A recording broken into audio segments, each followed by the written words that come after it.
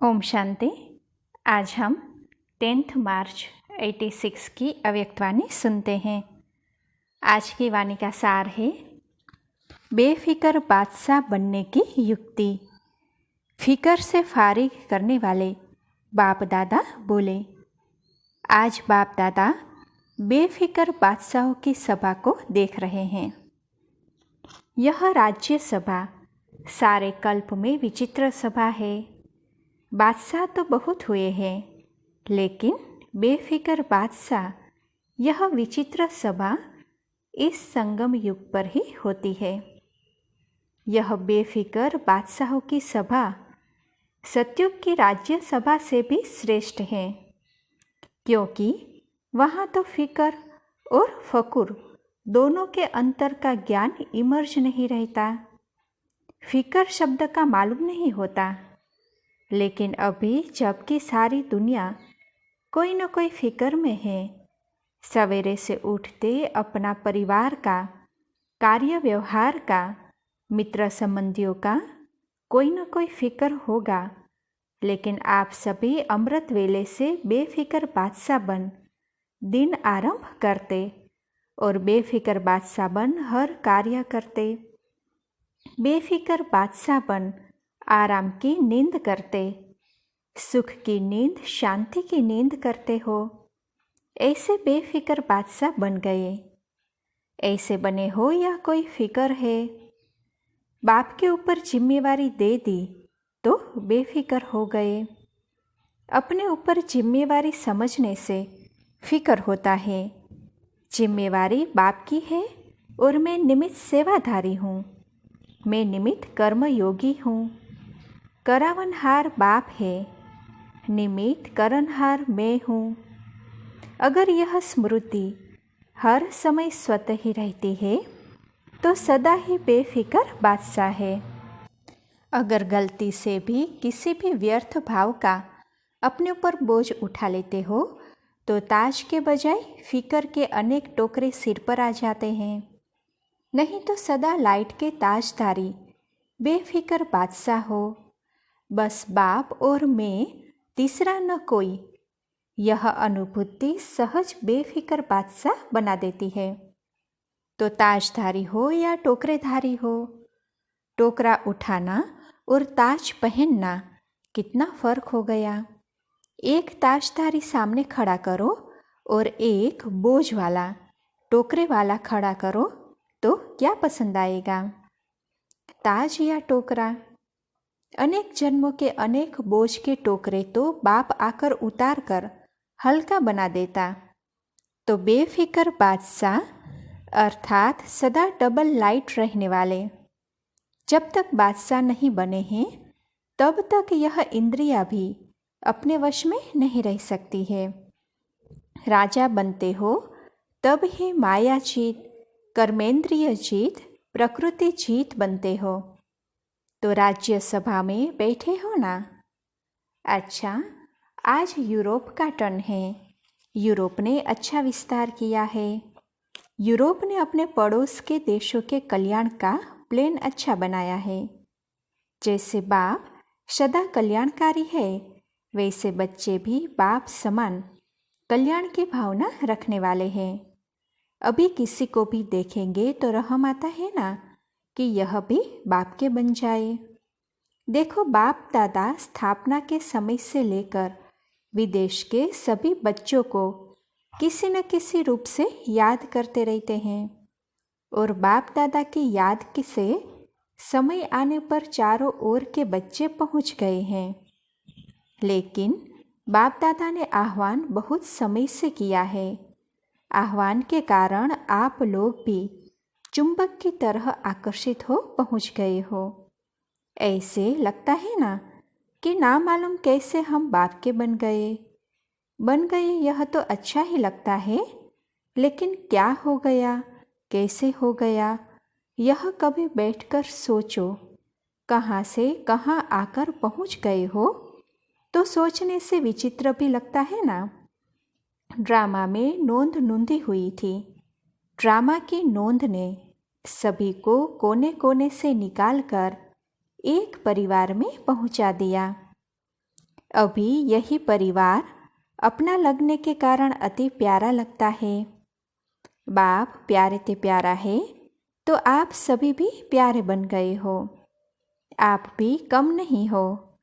आप सभी भी बाप दादा के संग के रंग में अति प्यारे बन गए हो। किसी को भी देखो तो हर एक दो से प्यारा लगता है। हर एक के चेहरे पर रूहानियत का प्रभाव दिखाई देता है।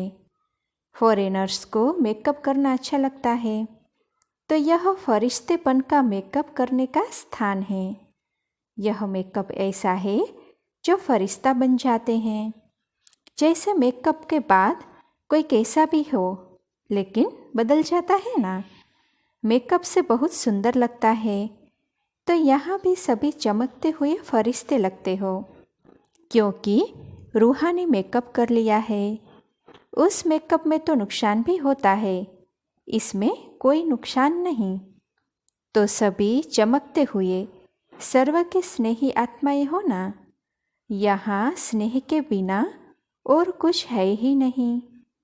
उठो तो भी स्नेह से गुड मॉर्निंग करते, खाते हो तो भी स्नेह से ब्रह्मा भोजन खाते हो, चलते हो तो भी स्नेह से बाप के साथ हाथ में हाथ मिलाकर चलते हो।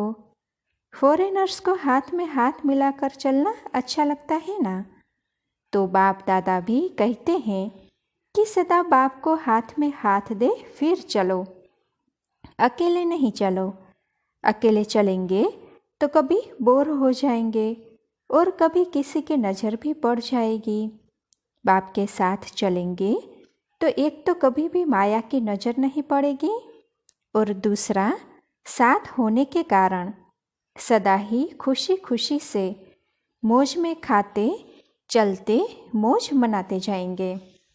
तो साथी सबको पसंद है ना, या और कोई चाहिए? और कोई कंपेनियन की ज़रूरत तो नहीं है ना? कभी थोड़ा दिल बहलाने के लिए कोई और चाहिए? धोखे देने वाले संबंध से छूट गए, उसमें धोखा भी है और दुख भी है। अभी ऐसे संबंध में आ गए जहाँ न धोखा है न दुख है, बच गए, सदा के लिए बच गए। ऐसे पक्के हो, कोई कच्चे तो नहीं। ऐसे तो नहीं वहाँ जाकर पत्र लिखेंगे कि क्या करे कैसे करे, माया आ गई। यूरोप वालों ने विशेष कौन सी कमाल की है? बाप दादा सदा देखते रहते हैं कि बाप जो कहते हैं कि हर वर्ष बाप के आगे गुलदस्ता लेकर के आना, वह बाप के बोल प्रैक्टिकल में लाने का सभी ने अच्छा अटेंशन रखा है। यह उमंग सदा ही रहा है और अभी भी है कि हर वर्ष नए नए बिछड़े हुए बाप के बच्चे अपने घर में पहुँचे, अपने परिवार में पहुँचे। तो बाप दादा देख रहे हैं कि यूरोप ने भी यह लक्ष्य रख कर के वृद्धि अच्छी की है। तो बाप के महावाक्यों को, आज्ञा को पालन करने वाले आज्ञाकारी कहलाए जाते हैं। और जो आज्ञाकारी बच्चे होते हैं उन्हों पर विशेष बाप की आशीर्वाद सदा ही रहती है। आज्ञाकारी बच्चे स्वतः ही आशीर्वाद के पात्र आत्माएं होते हैं। समझा? कुछ वर्ष पहले कितने थोड़े थे, लेकिन हर साल वृद्धि को प्राप्त करते बड़े से बड़ा परिवार बन गया। तो 1 से 2, 2 से 3, अभी कितने सेंटर हो गए?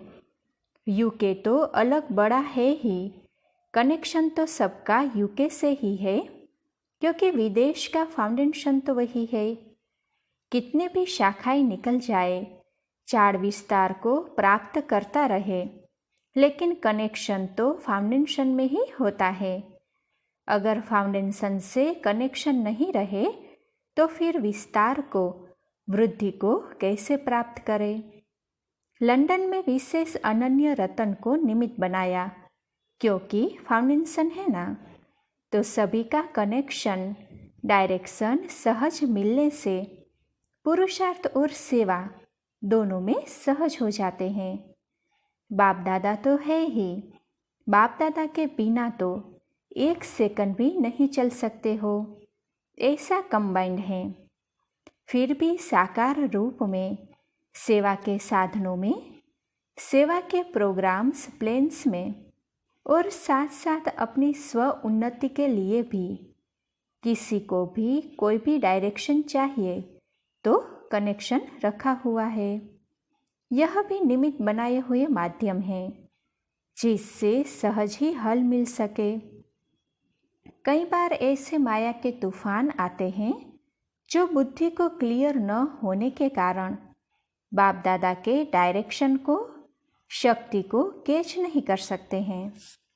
ऐसे टाइम के लिए फिर साकार माध्यम निमित्त बनाए हुए हैं, जिसको आप लोग कहते हो दादियाँ दीदियाँ। यह निमित्त है जिससे टाइम वेस्ट न जाए। बाकी बाप दादा जानते हैं कि हिम्मत वाले हैं, वहाँ से ही निकलकर और वहाँ ही सेवा के निमित्त बन गए हैं। तो चैरिटी बिगन्स एट होम का पाठ अच्छा पक्का किया है।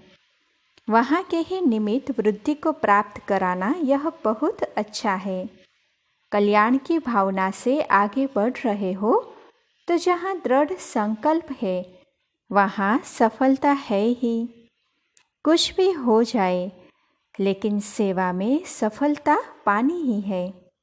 इस श्रेष्ठ संकल्प ने आज प्रत्यक्ष फल दिया है। अभी अपने श्रेष्ठ परिवार को देख विशेष खुशी होती है और विशेष पांडव ही टीचर है। शक्तियाँ सदा मददगार तो है ही।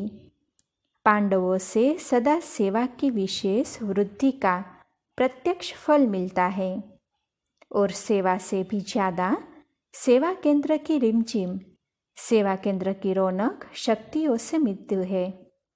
शक्तियों का अपना पार्ट है, पांडवों का अपना पार्ट है, इसीलिए दोनों आवश्यक है। जिस सेंटर पर शक्तियाँ नहीं होती या पांडव नहीं है तो पावरफुल नहीं होते, इसीलिए दोनों ही जरूरी है।